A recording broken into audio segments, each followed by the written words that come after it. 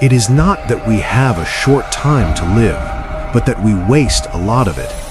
Life is long enough, and a sufficiently generous amount has been given to us for the highest achievements if it were all well invested. But when it is wasted in heedless luxury and spent on no good activity, we are forced at last by death's final constraint to realize that it has passed away before we knew it was passing. The alarm rings, your eyes open. What happens next? For most of us, the first sensation isn't peace, it is a subtle, creeping anxiety. Before your feet even touch the floor, your mind is already racing. You reach for your phone, you check the notifications, and instantly you surrender your peace to the chaos of the world. You aren't acting, you are reacting. You are already on the defensive, letting emails, news, and other people's demands dictate how you feel. But there is a different way to wake up. This video reveals the ancient psychological armor that transforms your morning anxiety into unshakable strength, giving you the mental clarity of an emperor before you even step out of your bedroom. By adopting these 10 internal commands, you will stop merely surviving your mornings and start mastering your life with absolute purpose. If you are ready to reclaim your mind and build a spirit that cannot be broken, I invite you to click the like button and subscribe to Timeless Wisdom Official. Join our community of seekers and let us walk this path together. 1. The fortress of the mind, the inner citadel. The first thing you must tell yourself before you speak to anyone else is this: I am the master of my inner world. The outside is merely noise. Imagine for a moment that your mind is a medieval fortress. It has high stone walls and a heavy iron gate. In this metaphor, you are the gatekeeper. Outside those walls is the world. It is the traffic on your commute, the rude comment from a coworker, the bills on the counter, and the unpredictable news cycle. These things are loud, they are chaotic, and they are persistent. They want to storm your castle. Most people leave their gates wide open. They let every passing stranger, every negative thought, and every external irritation walk right into their throne room and start giving orders. If someone cuts them off in traffic, they get angry. If it rains, they get sad. They have outsourced their happiness to things they cannot control. But the Stoics, specifically Marcus Aurelius, practiced the concept of the inner citadel. He realized that while you cannot control what happens to you, you have absolute, godlike authority over how you judge it. When you wake up, visualize that gate closing. Lock it. Remind yourself that nothing enters your mind without your permission. If a problem arises today, you look at it from the ramparts and say, "This is an event. It is not good, it is not bad, it just is. My reaction is the only thing that carries weight." By telling yourself this every morning, you stop being a leaf blowing in the wind, and you become the rock that the wind breaks against. You are reclaiming your sovereignty. 2. Amor Fati, the alchemist's mindset. The second command is perhaps the most powerful shift in perspective you will ever make. I do not just bear this, I love this. Friedrich Nietzsche called this Amor Fati, a love of fate. But the concept is deeply rooted in Stoicism. It is easy to be grateful when things are going well. It is easy to love life when the coffee is hot, the bank account is full, and the sun is shining. But what about when the car breaks down? What about when you don't get that promotion? What about when you feel pain? The average person resists these moments. They complain. They say, "Why me?" They waste immense amounts of energy wishing reality was different than it is. To tell yourself, "I love this," is to become an alchemist. An alchemist takes base metal and turns it into gold. You take a bad situation and turn it into fuel. Think of a fire. A fire doesn't care if you throw a pristine log of oak or a broken, ugly old chair into it. It consumes both equally and turns them into heat and light. You must be that fire. If you wake up and you are tired, good. It is a chance to practice discipline. If you wake up and you are anxious, good. It is an opportunity to practice courage. If you face a difficult person today, good. They are your training partner for patience. By telling yourself, "I love this," every morning, you strip the world of its power to hurt you. You are telling the universe, "Bring me whatever you have. I will not only handle it, I will use it to make me better." You stop fearing the future because you know that whatever fuel comes your way, your fire is hot enough to burn it. 3. Premeditatio malorum, the storm drill. The third truth is uncomfortable, but it is the antidote to shock and disappointment. I am ready for the storm, for I have seen it coming. In psychology, there is a concept called hedonic adaptation, where we get used to good things and take them for granted. Conversely, when bad things happen unexpectedly, the shock amplifies the pain. Seneca advised a practice called premeditatio malorum, the premeditation of evils. This is not about being a pessimist. It is not about waking up and drowning in worry. It is about emotional preparation. It is a dress rehearsal for your character. Before you leave your house, take 30 seconds to simulate the day. Tell yourself, "Today, I might meet someone who is ungrateful. I might meet someone who is arrogant, deceitful, or jealous. My technology might fail. I might get stuck in a delay." Why would you do this? Because when you visualize these minor tragedies in the safety of your morning calm, you take away their sting. When the rude person actually shows up at 10 a.m., you don't react with shock or anger.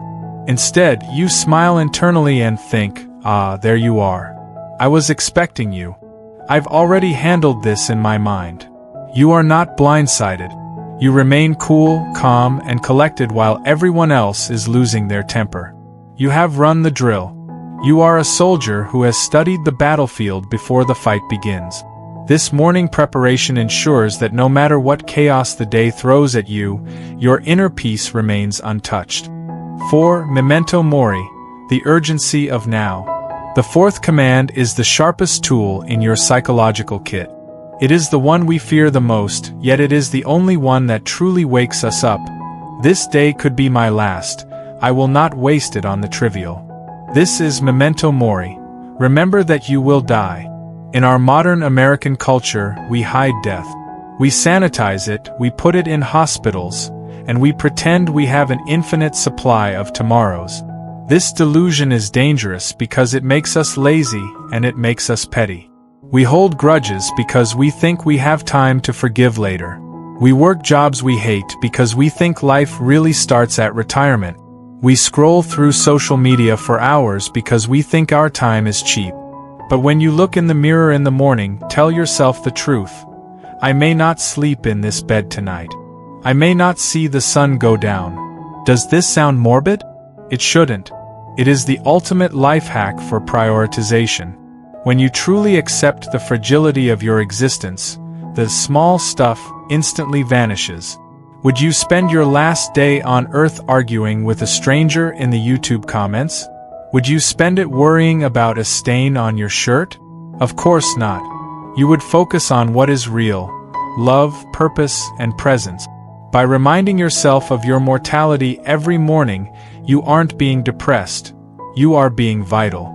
You are stripping away the non-essential. You hug your partner a little tighter. You taste your coffee a little more deeply. You work with a fierce urgency. Death doesn't make life pointless. Death is exactly what makes life precious. 5. The dichotomy of control, the archer's aim. The fifth truth is the cure for 90% of your daily stress. I control the arrow, not the target. Stoicism teaches us the dichotomy of control. There are things up to us and things not up to us. Yet, most of our anxiety comes from trying to control things that are completely outside of our power. We want people to like us. We want the market to go up. We want the weather to be nice. When these things don't happen, we feel defeated. To fix this, visualize the metaphor of the archer. You are the archer. Your preparation, your focus, your stance, and the moment you release the string, that is all within your control. That is your character and your effort. But the moment that arrow leaves the bow, It belongs to the wind. It belongs to gravity. It belongs to luck. A sudden gust of wind could blow a perfect shot off course. If you judge your success only by whether you hit the bullseye, you are a slave to fortune. You will be anxious every time you shoot. But if you judge your success by how well you shot, you are invincible.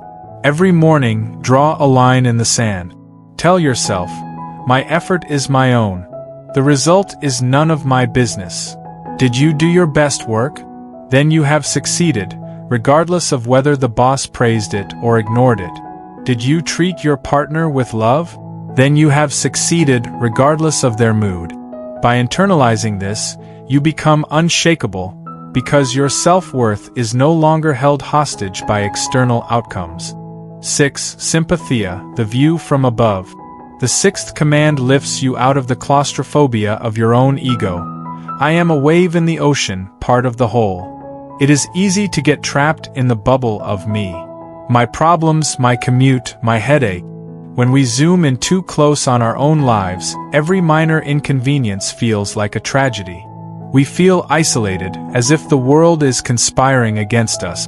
The Stoics practiced the view from above, a mental exercise where you zoom out. Imagine pulling a camera back from your house, then your city, then the country, and finally, viewing the Earth from space. From that height, the traffic jam that made you angry is invisible. The awkward conversation you replayed in your head is silent. You see the interconnectedness of humanity. Marcus Aurelius often said, "What is not good for the hive is not good for the bee." We are social creatures, designed to work together like feet, hands, and eyelid. When you tell yourself, "I am part of the whole," you dissolve the toxic feeling of isolation. You realize that the person who was rude to you is likely suffering just like you are. This shift in perspective replaces anger with empathy. It replaces selfishness with service. When you wake up and remind yourself that you are a citizen of the world, not just a lone wolf fighting for scraps, you walk through your day with a sense of connection and grace that attracts people to you. 7. The present anchor, hic et nunc. The seventh truth is the only place where life actually happens. The past is a memory, the future is a ghost. I am here. The Latin phrase is hic et nunc, here and now. If you analyze your suffering, you will find that it is almost never about the present moment. You are suffering because you are reliving a mistake from 10 years ago, or you are pre-living a catastrophe that hasn't happened yet. The mind is a time machine that loves to travel to places where pain exists. But right now, in this exact second, are you okay? You are breathing. You are safe. You are alive. Anxiety cannot survive in the present moment. It needs the future to exist. Regret cannot survive in the present moment. It needs the past to exist. When you command your mind to return to the now, you cut off the fuel supply for your misery. Every morning, tell yourself to be where your feet are. When you are brushing your teeth, just brush your teeth. Don't be in the meeting that happens at 2 p.m. Feel the bristles, taste the mint, feel the cold water. This sounds simple, but it is profound. By anchoring yourself in the sensory details of the immediate moment, you reclaim your mental energy. You stop leaking power to the ghosts of the past and the phantoms of the future. You become fully alive right here, right now. 8. Integrity over profit, the expensive choice. The eighth command protects the only thing you truly own. I will trade nothing for my character. We live in a transactional world. We are constantly tempted to sell small pieces of ourselves for comfort, for approval, or for money. We tell a white lie to avoid an awkward conversation. We cut a corner at work to go home early. We stay silent when we should speak up just to keep the peace. But the Stoics believed that everything you have, your house, your car, your job, even your body, is essentially on loan from fortune. These things can be taken away in a heartbeat by a fire, a recession, or an illness. The only thing that is permanently yours, the only thing that cannot be confiscated without your consent, is your character. Your reasoned choice. When you wake up, you must draw a boundary. Ask yourself, What is my price? If you sell your integrity to get a promotion, you haven't won. You've lost. You have traded gold for dust. When you tell yourself, I will trade nothing for my character, you are making a commitment to sleep soundly at night. Wealth with a guilty conscience is a golden cage. Poverty with a clear conscience is freedom. Make the decision before the temptation arrives. Decide this morning that you will be honest, even when it costs you. Decide that you will be fair, even when no one is watching. This is the expensive choice, yes, but it is the choice that buys you self-respect. 9. The obstacle is the way, resistance training. The 9th truth turns the world into your personal gym. This difficulty is my teacher. Most of us have a blueprint in our heads of how our day should go. It should be smooth. It should be easy. Traffic should move, children should listen, and technology should work. When reality clashes with this blueprint, we feel victimized. We think something is wrong. The Stoic Emperor Marcus Aurelius flipped this entirely. He famously wrote, "The impediment to action advances action. What stands in the way becomes the way." Think about lifting weights. You don't go to the gym and hope the weights are light. You want them to be heavy. Why? Because the resistance is what tears the muscle fiber so it can grow back stronger. Life operates by the same physics. The difficulty is the point. When you wake up, tell yourself, I am not looking for an easy day. I am looking for growth. That difficult client? They are teaching you negotiation. That technical failure? It is teaching you problem solving. That moment of loneliness? It is teaching you self-reliance. Stop wishing for the obstacle to move. Start asking yourself how you can climb over it, go under it, or smash through it. When you view every problem as a customized lesson sent by the universe to level you up, you stop complaining and you start training. 10. The evening mirror, the accountability loop. The final command acts as the bookend to your day. I will live today so I can face myself tonight. The morning is for preparation, but the evening is for judgment. The Pythagoreans and the Stoics had a ritual. Before they closed their eyes at night, they would review the entire day. They would ask, where did I fail? What did I do well? What duty was left undone? This morning command anticipates that moment. It creates an accountability loop. Imagine that tonight, you have to sit down with a judge who knows everything you thought, said, and did today. That judge is you. You cannot lie to the person in the mirror. You know if you were lazy. You know if you were cruel. You know if you let fear make your decisions. By reminding yourself of this evening review right now, in the morning, you change how you behave. When you want to skip the workout, you think, I don't want to explain this to myself tonight. When you want to lose your temper, you think, I don't want to feel that shame later. You are living your day in a way that earns your own respect. There is no better feeling than lying your head on the pillow at night, exhausted but clean, knowing you gave everything, knowing you didn't betray your own standards. That is the sleep of the just. These 10 truths are not magic spells. Saying them once will not fix your life. They are practices. They are mental repetitions. Just as you shower every day to wash the dirt off your body, you must use these ideas every morning to wash the anxiety and weakness off your mind. The world will try to make you reactive. It will try to make you afraid, consumerist, and petty. But every time you open your eyes, you have a choice. You can wake up and let the world dictate who you are, or you can wake up and remind yourself of the truth. You are the master of your fortress. You are the alchemist of your fate. You are here, now, and you are strong enough for whatever comes. Go out there and live a life that, when the sun sets, you can be proud of. Thank you for spending this time with us at Timeless Wisdom Official. Time is your most valuable resource, and we are honored you chose to invest it here. If these words sparked a fire in your mind today, please subscribe and turn on notifications. We are building a library of the most powerful ideas in human history, and we want you to be part of it. And I have a question for you. Which of these 10 truths do you need the most right now? Is it Amor Fati? Is it the fortress of the mind? Let me know in the comments below.